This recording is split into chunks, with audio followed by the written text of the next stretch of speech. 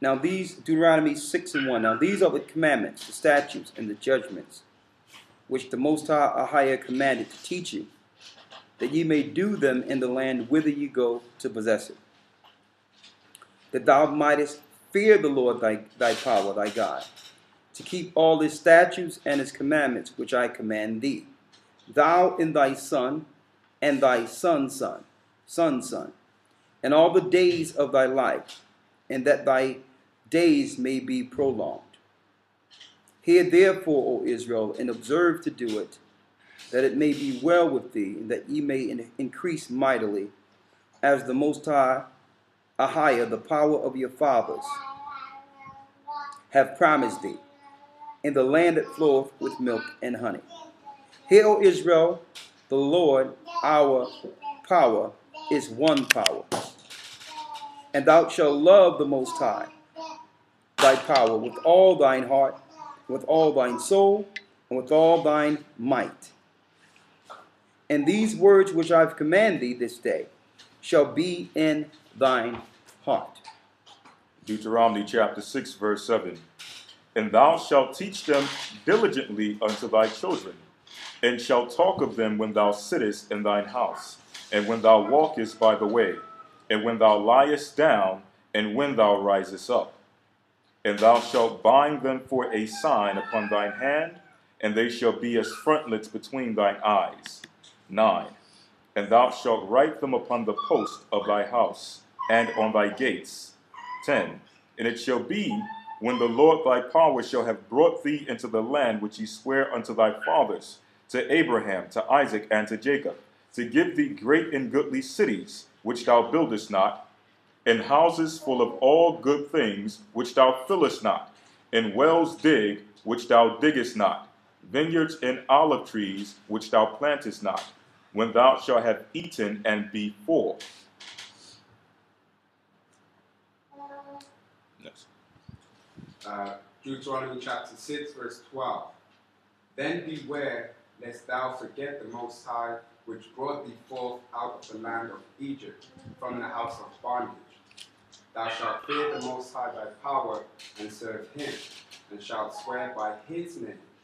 Ye shall not go after other gods, of the gods of the people which are round about you. For the Most High thy power is a jealous power among you, lest the anger of the Most High thy power be kindled against thee, and destroy thee from off the face of the earth. Ye shall not tempt the Most High your power, as ye tempted him in Massah. Verse 17. You shall diligently keep the commandments of the Most High thy God, and his testimonies and his statutes which he hath commanded you. Verse 18. And thou shalt do that which is right and good in the sight of the Most High, that it may be well with thee, and that thou mayest go in and possess the good land which the Most High sware unto thy fathers, to cast out all thine enemies from before thee, as the Most High spoke. Verse 20.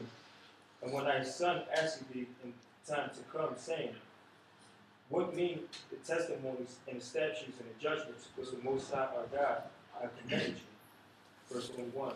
Then thou shalt say unto thy son, we were Pharaoh's bondmen in Egypt, and the Most High brought us out of Egypt with a mighty hand. Deuteronomy chapter 6, verse 22. And the Most High showed signs and wonders, and great and sore, upon Egypt, upon Pharaoh, and upon all his household, before our eyes. And he brought us out from thence, that he might bring us in, to give us the land which he sware unto our fathers. And the Most High commanded us to do all these statutes, to fear the Most High our power, for our good always, that he might preserve us alive, as it is this day. And it shall be our righteousness, if we observe to do all these statutes, before the Most High our power, as he hath commanded us. Deuteronomy chapter 7, verse 1. When the Most High thy power shall bring thee into the land whither thou goest to possess it, and hast cast out many nations before thee, the Hittites, the Girgashites, the Amorites, and the Canaanites, and the Perizzites, and the Hivites, and the Jebusites, 7 nations great and mightier than thou. Verse 2. And when the Most High thy power shall deliver them before thee, thou shalt smite them and utterly destroy them. Thou shalt make no covenant with them, nor show mercy unto them. Neither shalt thou make marriages with them. Thy daughter thou shalt not give unto his son, nor his daughter shalt thou take unto thy son. Verse 4. For they will turn away thy son from following me, that they may serve other gods. So will the anger of the Most High be kindled against you, and destroy thee suddenly. But thus shall ye deal with them. You shall destroy their altars, and break down their images, and cut down their groves, and burn their graven images with fire. Verse 6. For thou art an holy people unto the Most High thy power. The Most High hath chosen thee to be a special people unto himself, above all people that are upon the face of the earth. Verse 7. The Most High did not set his love upon you, nor choose you, because you were more in number than any people, for ye were the fewest of all people. But because the Most High loved you, and because he would keep the oath which he had sworn unto your fathers, hath the Most High brought you out with a mighty hand, and redeemed you out of the house of bondmen, from the hand of Pharaoh king of Egypt. Know therefore that the Most High thy power, he is the Most High, the faithful Most High, which keepeth covenant and mercy with them that love him, and keep his commandments to 1,000 generations, and repayeth them that hate him to their face, to destroy them. He will not be slack to him that hateth him. He will repay him to his face. Thou shalt therefore keep the commandments and the statutes and the judgments which I command thee this day to do them. Deuteronomy chapter 7, verse 12. Wherefore it shall come to pass, if ye hearken to these judgments, and keep and do them, that Ahijah thy power shall keep unto thee the covenant and mercy which he sware unto your fathers. And he will love thee, and bless thee, and multiply thee. He will also bless the fruit of thy womb, and the fruit of thy land, thy corn, thy wine, and thine oil, the increase of thine kind, the flock of thy sheep, in the land which he sware unto thy fathers to give thee. Thou shalt be blessed above all people. There shall not be male or female barren among you, or any of your cattle. And Ahijah will take away from thee all sickness, and will put none of the evil diseases of Egypt, which thou knowest, upon thee, but will lay them upon all them that hate thee. Verse 16. And thou shalt consume all the people, which Ahijah thy power shall deliver thee. Thine eye shall have no pity upon them, neither shall thou serve their gods, for that will be a snare unto thee. If thou shalt say in thy heart, these nations are more than I, how can I dispossess them? Thou shalt not be afraid of them, but shalt well remember what the Most High thy power did unto Pharaoh, and unto all Egypt. The great temptations which thine eyes saw, and the signs, and the wonders, and the mighty hand, and the stretched out arm, whereby the Most High thy power brought thee out, so shall the Most High thy power do unto all people of whom thou art afraid. Moreover, the Most High thy power will send the hornet among them, until they that are left, and hide themselves from thee, be destroyed. Right, one more. Thou shalt not be affrighted at them, for the Most High thy power is among you, a mighty God and terrible. Verse 22. And the Most High thy power will put out those nations before thee by little and little. Thou mayest not consume them at once, lest the beasts of the field increase upon thee. But the Most High thy power shall deliver them unto thee, and shall destroy them with a mighty destruction, until they be destroyed. And he shall deliver their kings unto thy hand, and thou shalt destroy their name from under heaven. There shall no man be able to stand before thee until thou hast destroyed them.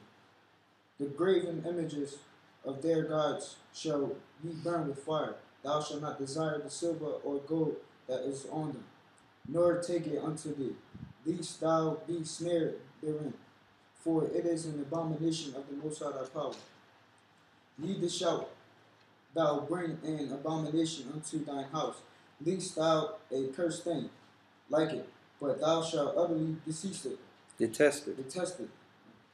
and thou shalt utterly abhor it, for it is a cursed thing. All right. So we're going to go into it real quick. We're going to work our way from Deuteronomy 7 to see some insight here. In Deuteronomy 7, when it says, because a lot of people go to this scripture and ask about this when it comes to what they say today, interracial marriages, and they would go to this chapter and say that the Most High said that we're not supposed to deal with any other people interracially, right? I've heard this brought up many times. They go straight here. All right, but let's rightly divide the word and get some understanding, right? When you go to the lawyer, read 7 and 1, if you can. 7 and 1 and 2 for me, please. Deuteronomy chapter 7, verse 1. When the Lord thy power shall bring thee into the land whither thou goest to possess it, and have cast out many nations before thee, the Hittites and the Girgashites and the Amorites and the Canaanites and the Perizzites and the Hivites and the Jebusites, 7 nations greater and mightier than thou. When the Lord thy power shall deliver them before thee, thou shalt smite them and utterly destroy them. Thou shalt make no covenant with them, nor show any mercy unto them. So as you can see, these were people in specific that the Most High was pointing to, right? Now, as we know, even before this, the Most High gave, well, Sarah did, Hagar, the Egyptian, to our father Abraham to bear another nation. So what's the difference between the nation, the Egyptians, that Abram dealt with, and these people we're reading here? Huh? Why did the Most High wanted to utterly eradicate these particular people? Because they're Nephilim. Exactly. They were Nephilim. The bloodline was the bloodline of the serpent. So that was a specific guideline. He made it clear, these people over here are not regular people. You understand? These are the children and offspring of the angels that were operating before the flood. Now there's more to it, because this is how we can relate it to today, of how they control us as far as the powers that they worship. Listen clearly. I need you to go down to their gods, where he says break and destroy their gods. Read the 4th verse. Verse 4. For they will turn away thy son from following me, that they may serve other gods. So will the anger of the Lord be kindled against you, and destroy thee suddenly. Read. But thus shall ye deal with them. This is how you deal with them. Ye shall destroy their altars, and break down their images, and cut down their groves, and burn their graven images with fire. Now, why did the Most High say in specific, not only at this time get rid of them, but break down their groves, break down their places of worship? What was going on there? Sacrifices, yes. What else? Idol worship. Yes, but who are they worshiping? Who are the idols? They were worshiping their forefathers. They was worshiping their fathers, the fallen angels. Another thing they were doing there, What else? What else were they doing in those areas?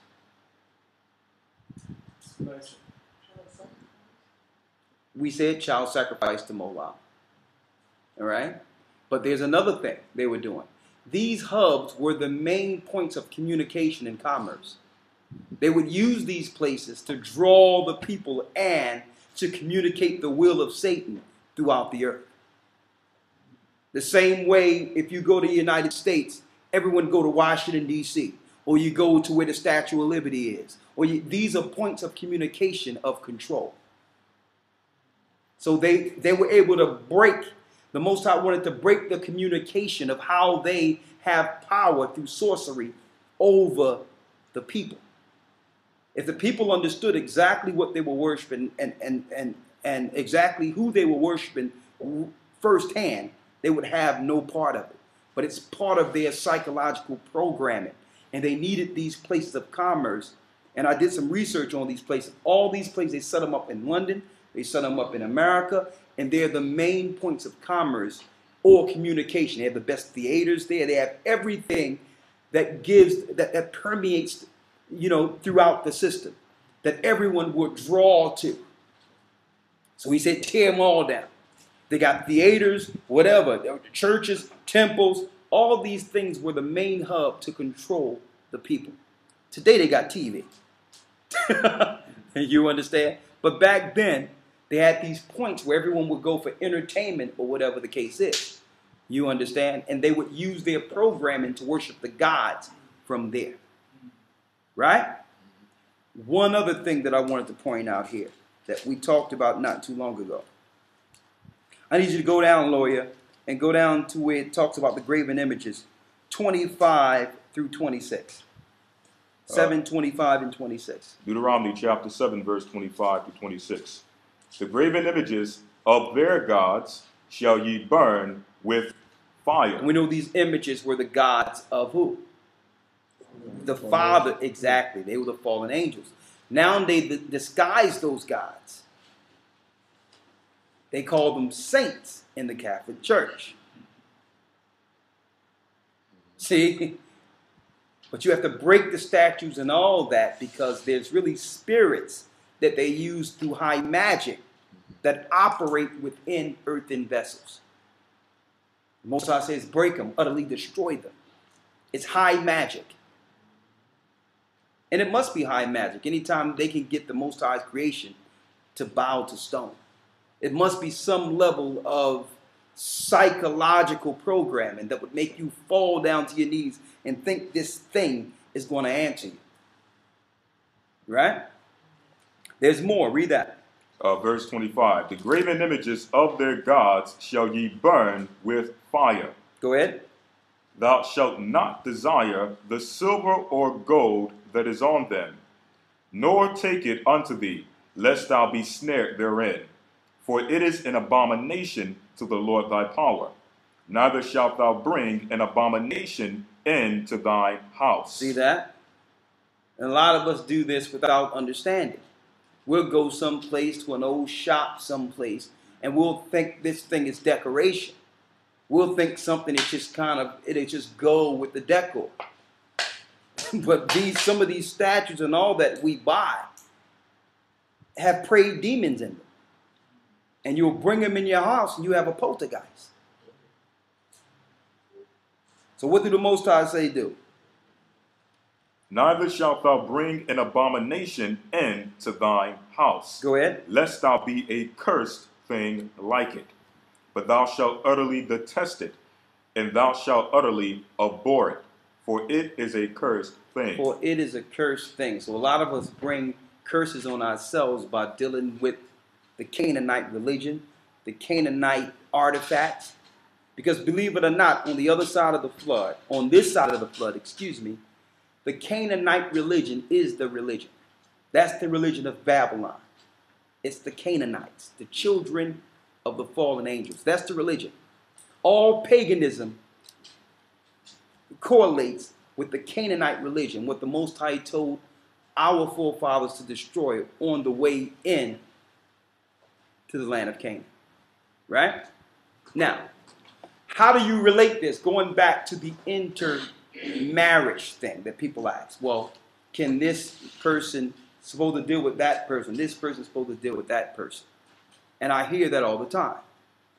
Yes, I hear that. But listen, you can't use this scripture for that. You can't use a scripture where the Most High said don't deal with a Nephilim bloodline. You understand? To say one cannot love someone outside of whom you perceive is not an Israelite or what have you. Right? So the first thing to do is only judge what you can understand. And that's why Christ was coming down on the Pharisees and scribes and all of them. Because they was coming down as if they knew the will of the Most High and understood who everyone was and what people should be following. And what they should be following was broken on a regular basis. Right? So let's just deal with the interracial thing real quick. All right? And listen, as far as I'm concerned, marriage and who people marry is really none of my business. Let me make that clear. Okay? That's none of my business. But we get so much information on this, you understand, and so many questions on it. I thought that I would deal with it to some degree. All right? Let's get it real quick. Let's get the one where it talks about the genealogies real quick. Now, if someone asks me my personal opinion, that's different than me trying to bring what the Most High says about things. And I'll put that out there right now. My personal opinion is that you have a less confusing life if you operate with someone whom you can relate to. It's just less of a problem. You understand? That's my personal opinion. But my personal opinion is not the will of the Most High. And the mistake people make is bringing their personal opinion in and try to use scripture to bring over their personal agenda, opposed to not understanding the will of the Most High. Here's the confusing part. All right, let's talk about race. Right? Someone say, well, oh, you ain't supposed to be with this person, or you ain't supposed to be with that person. Right? And then they'd be like, okay, well, didn't the Most High bring Ishmael through somebody outside of Israel? Give me the understanding on that. And then they'll look at you and try to argue about something else without, you understand? And I'm putting this out there because so many people are using hatred within the doctrine and think that it's just a black or white thing, and they're missing the whole point. Let's read it. This is the book of Titus, chapter 3, verse 8 through 9. Go ahead. This is a faithful saying. In these things I will that thou affirm constantly, that they which believe... Read that again. It says, this is a faithful saying. This is Titus 3 and 8. Faithful saying. This is a faithful saying. Titus. In these things I will that thou affirm constantly. These things should be affirmed all the time, constantly within our minds. Read. That they which have believed in the Most High might be careful to maintain good works. Go ahead. These things are good and profitable unto men.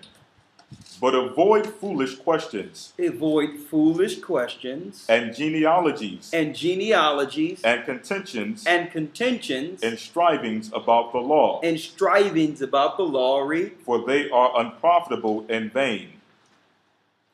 Read that again.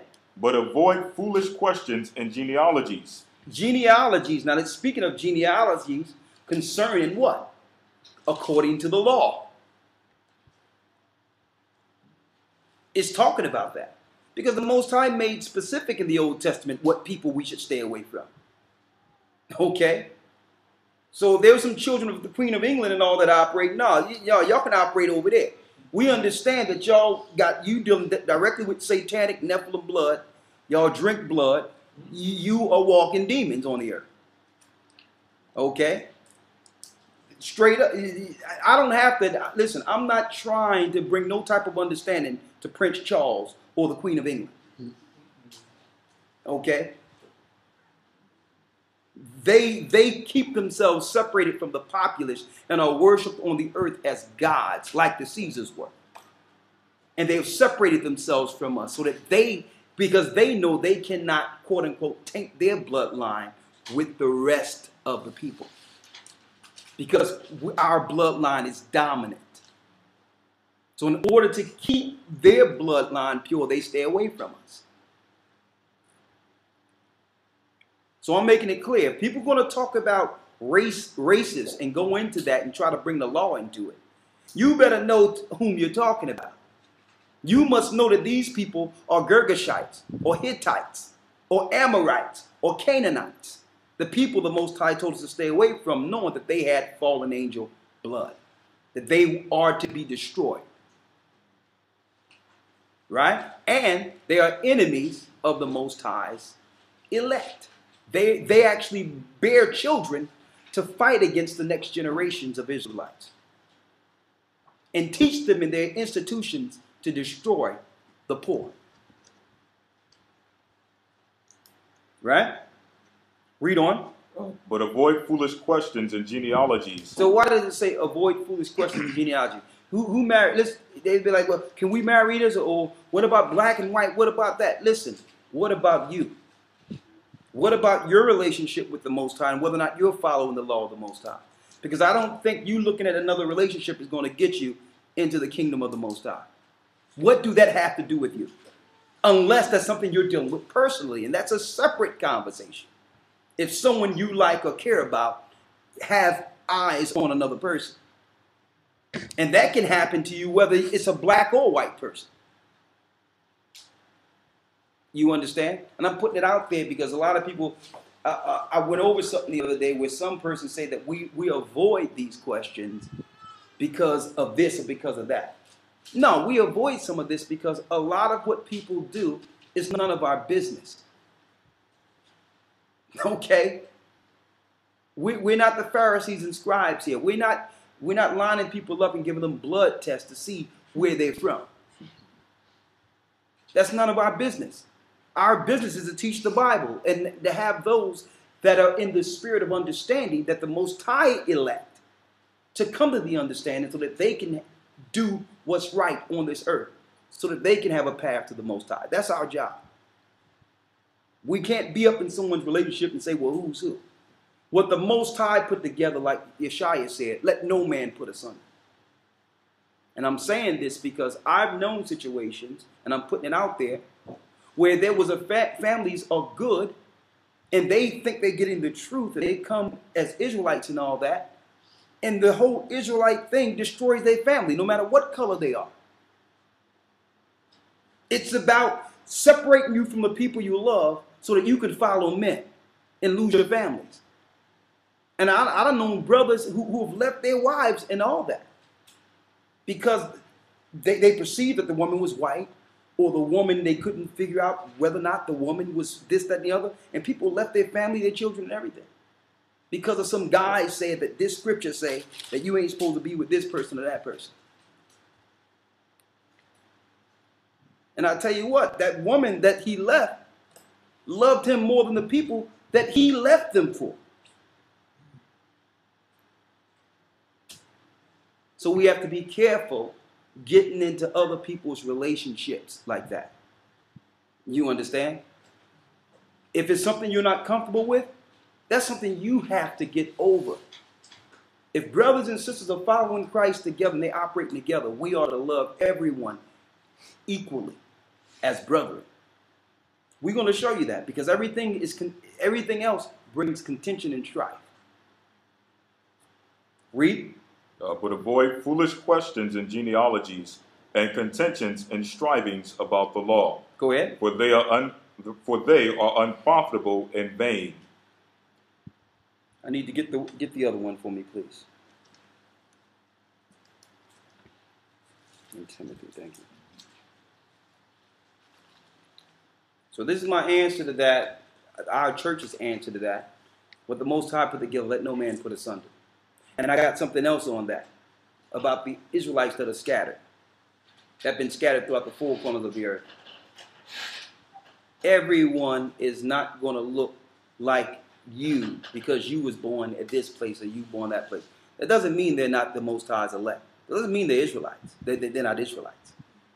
So we have to be careful with that genealogy and looking at it strictly from skin color. Okay? And I put that out there a long time, that don't forget when the judgment comes, it's going to start at the Most High sanctuary. We're going to be judged first, before the nations. So, just Israelites alone, outside of everyone else, 90% of us are going to die. 90%. So what about that? What about all the people who have the wholesome spirit of Abraham, Isaac, and Jacob in them, who have chose the path to Satan, to hell? And we talk about everyone else. What about our choices we make that lead us down the dark path? Whether or not somebody's in a relationship have no bearing on whether or not I'm going to get into the kingdom of heaven. Right? And even the Most High say when everything break down, the Most High is even going to cause the enemies of us to entreat us well. Those that we perceive as enemies. And it's going to be based off of our relationship, of how we deal with everyone.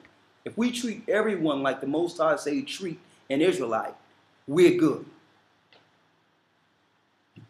Period. Right? Now I want to show something real quick after Timothy. Read that real quick.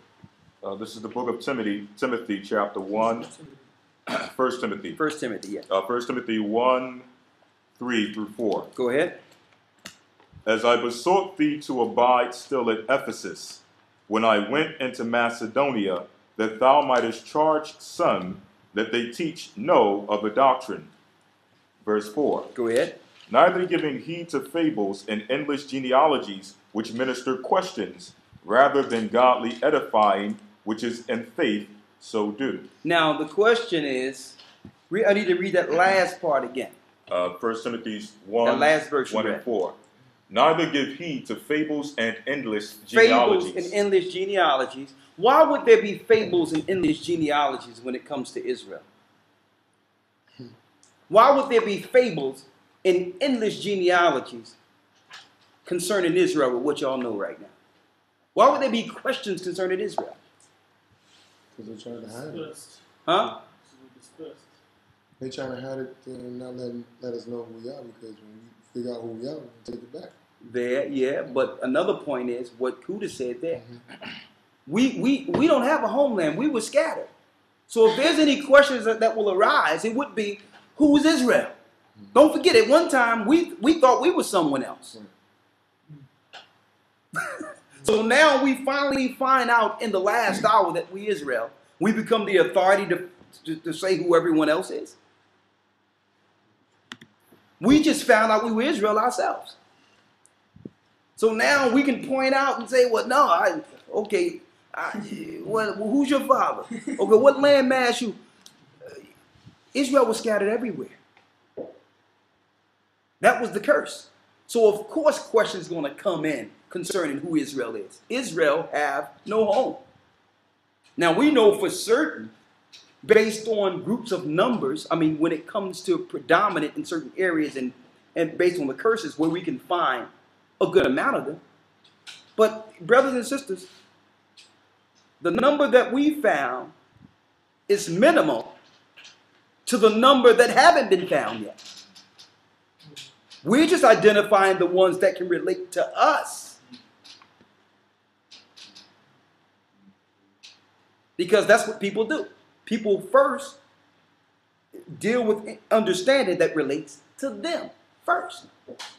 But that doesn't minimize another Israelite out there that could be in Turkey someplace, that could be in Bulgaria, that could be in Russia, that could be in a remote part of Egypt, that can be here or there that we've never seen before. That could be in India. So you will see a brother walking around with an Indian woman, you know what I mean? And she have the Indian garb on, and somebody might turn their face up on, like, what's this? We losing all of our brothers, or vice versa. Not realizing that the Most High put them together. Who's you? And see, that falls into what the Bible calls being busybodies too. We can be up in everybody's business, and still we don't have it right ourselves.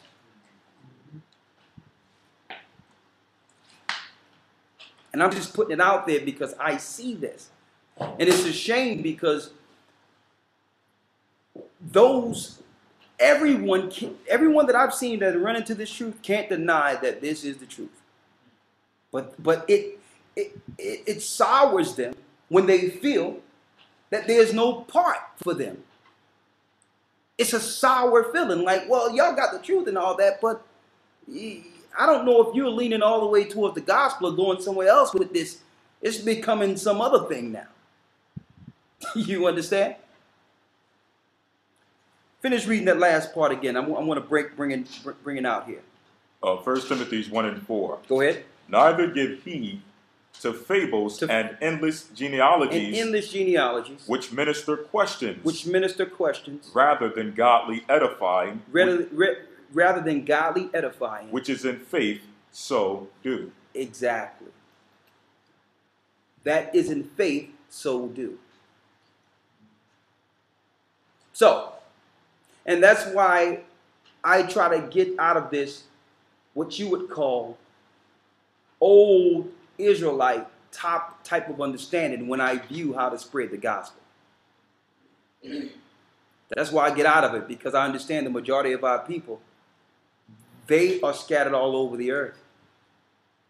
And they probably can't even relate to what it is to deal with the culture of an Israelite. They don't know what slave ships are. They haven't been put on slave ships. You understand? So we have to find another way. We have to deal with we have to go into their culture, their understanding. We have to go into what they've been dealing with to teach them the truth. You understand what I'm saying, though? We be so caught up into our own Israelite thing. Well, yeah, where's your border of blue, or where this or where that? Listen, you already know you're Israel. That's fine. You follow the law. You keep on doing what you're doing. But there's other people of this fold that we have to get to that may not be able to relate to what you can relate to right now. So it can't be one way, or just one way in which this is what the Israelite, or you going off when it comes to the gospel. And that's what made the New Testament teachers some of the greatest teachers. Not just New Testament. That's what made Daniel so great. Check out how Daniel operated in other countries. Check out how our father Abram operated in other countries with other people. You understand? And I see some people running around, yeah, I'm an Israelite. Yeah. Yeah, what are you? Yeah, I'm God's chosen. Yeah, give me some bananas here. You know, like you got the kingdom already. But we're going to find out. I'm going to go there too in a minute. Let's go to the multitude which no man could number. Let's go to scattered first, and then the multitude that no man could number.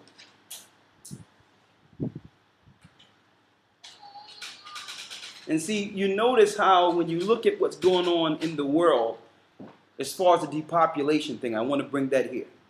Right now, the new scare is the Ebola thing. Right? The new scare is the Ebola crap they came up with. Another scare that have a pretext of getting the population down to what? Everything we hear, no matter what disease, it's the population need to be downsized to 10%. They keep saying that 90% of the population can die over something. So who's trying to kill 90% of the population?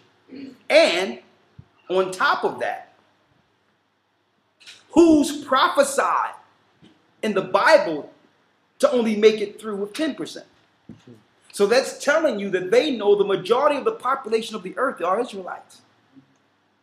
They know that. The Bible told us in Hosea that we're going to be numbered as the sand of the sea, that no man could number.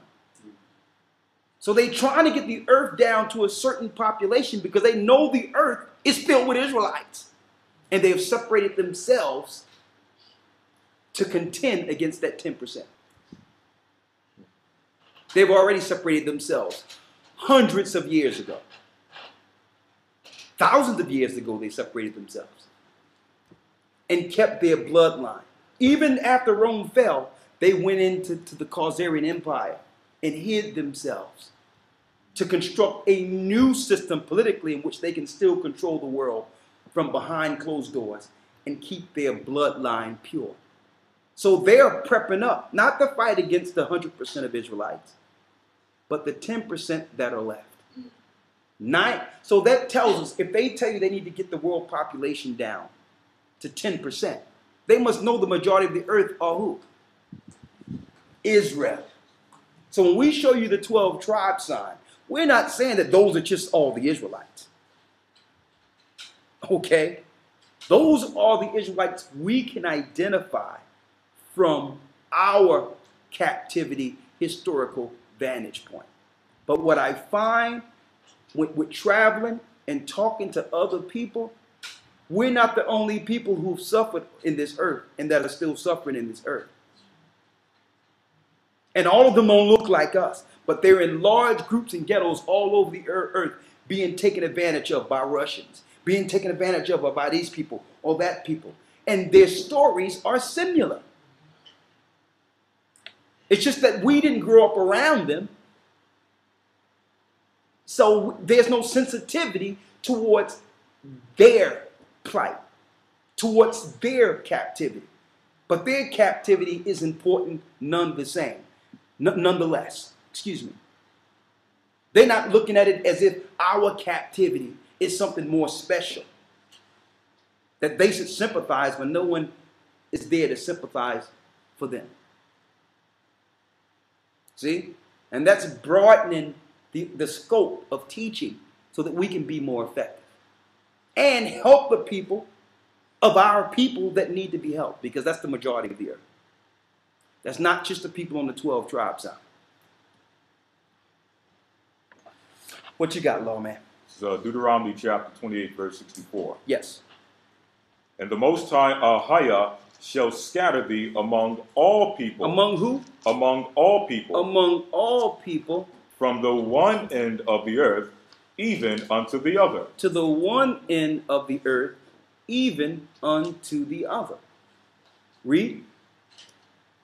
And there thou shalt serve other gods. Taking you back into paganism. So what we're showing here is that there's scriptures in which we were scattered from the whole land amongst every nation under heaven.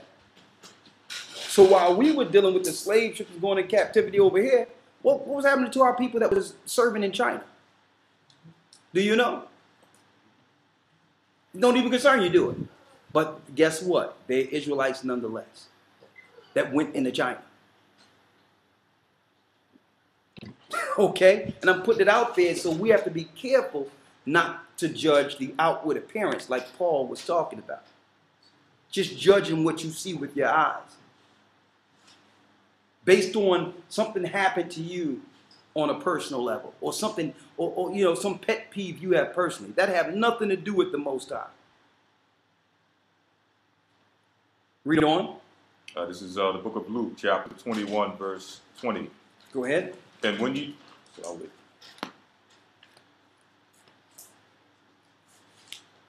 St. Luke 21, verse 20. Go ahead. And when you shall see Jerusalem compassed with armies, then know that the desolation thereof is nigh. Then let them which are in Judea flee to the mountains, and let them which are in the midst of it depart out, and let not them that are in the countries enter therein too. So we were scattered. First, you had the 10 tribes that were scattered, and then you had the Judah, Benjamin, and Levi, who was the southern kingdom, scattered. Now, we can find them predominantly in Africa, which is the wilderness, because that's easy to find. That's easy to understand. But what about all the people that were scattered well before we were scattered in 70 AD? A lot of them. Oh yeah, yeah. Look at Dan. Dan is still around here. He's operating as a Gentile now, but he's still here.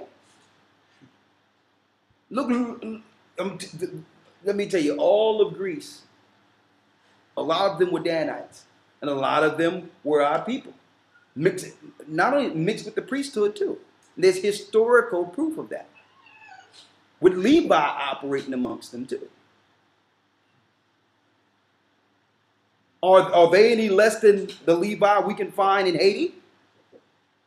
Just because we don't know what their foreparents been through? Let's get it real quick. Go ahead. Verse 24. And they shall fall by the edge of the sword. They shall fall by the edge of the sword. And shall be led away captive into all nations. No, it's just Babylon. Into all nations. Just America. And shall be led away captive into all nations. Into all nations. So outside of North, Central, and South America, just the areas that we have identified is minimal. That's why the end is not yet. Right? See? Now, I need you to get Hosea, where it says, Israel shall be the sand of the sea that can't be numbered. Hosea, I think at like 1 and 10. And get me in Revelation 7, a multitude that no man could number, with palms in their hand.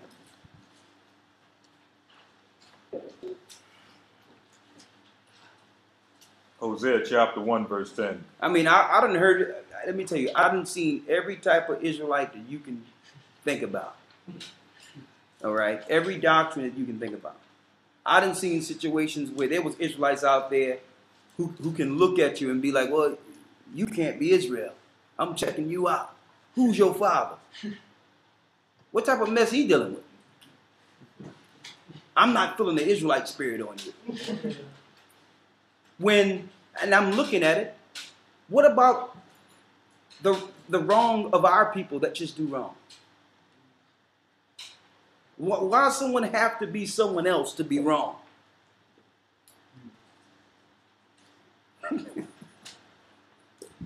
Let's get it real quick. Let's get Hosea, the 1st chapter. And I need you to get, and I hope I'm answering to a bunch of these questions that's going out there concerning race. Right? Let's read it real quick. Hosea chapter 1 verse 10. Go ahead. Yet the number of the children of Israel shall be as the sand of the sea, which cannot be measured nor numbered. You cannot measure Israel, nor can you number Israel. Whoever out here, whoever's in here or listening out there, go to a beach and count grains of sand, starting with 1. Read it again. Yet the number of the children of Israel shall be as the sand of the sea. Read. Which cannot be measured. Which cannot be measured. Nor numbered. So what is that telling us? Israel is innumerable. See that? You can't measure. So what I'm saying is what you see on the 12 tribe sign was predominantly the understanding of the places we know they were scattered in the West. Okay? But Israel is all over the earth. All over the earth. Now, something key I wanted to bring out when it comes to the teaching of the gospel or operating with anyone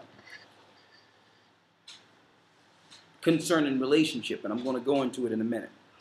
Read. And it shall come to pass that in the same place where it was said unto them, you are not my people. The same place that it was said, you are not my people. Now, where were the places it was told Israel that they were not God's people? Somebody name them. Everywhere. Everywhere. Wherever Israel was scattered, they were told they were someone else. Everywhere. Everywhere. They were told they were someone else. Read. And it shall come to pass that in the place where it was said unto them, Ye are not my people. The same, we can relate to say, okay, the Most High didn't know anybody named African American. That's how I can relate to it. The same place where we were under titles like Negro or whatever the case is. The Most High don't know no people named Negro. He don't know no people named Black or Black American or Hispanic. He don't know no people like that. He gave his people a name. So in the same place where it was said, Ye are not my people, read. There it shall be said unto them, There it shall be said unto the same people, Ye are the sons of the living God. Your bloodline goes directly back to Abraham, Isaac, and Jacob. And I'm going to tell you, when you start talking to some people with the truth, their spirit bear witness because there's something in their life that relates to what's going on in these scriptures. And the Most High start calling them back the same way he called us. They just have a different story. They have a different captivity. Right? So when you hear about these world events, about people that have suffered, people that have been going through things, governments killed thousands of them off, and it was a mutiny and they had to go someplace. And all these wars are the wars against the serpent seed and the children of Israel. Every war. It's really them trying to eradicate us all over the earth. Right? Let's get in Revelations real quick. Revelation chapter 7, verse 9. Now let's make this clear though. Here's the key thing. No one in the truth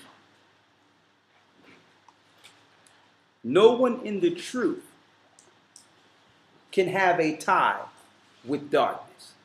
Two cannot walk together lest they be agreed.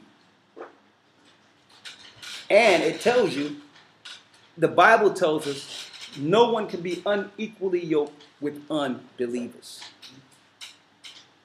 See, now that's the parameter. That's the guideline there. Okay? That's the guideline. That's where you're going to have a battle if you're dealing with the truth and you're dealing with anyone or someone that's dealing with Canaanite gods. No.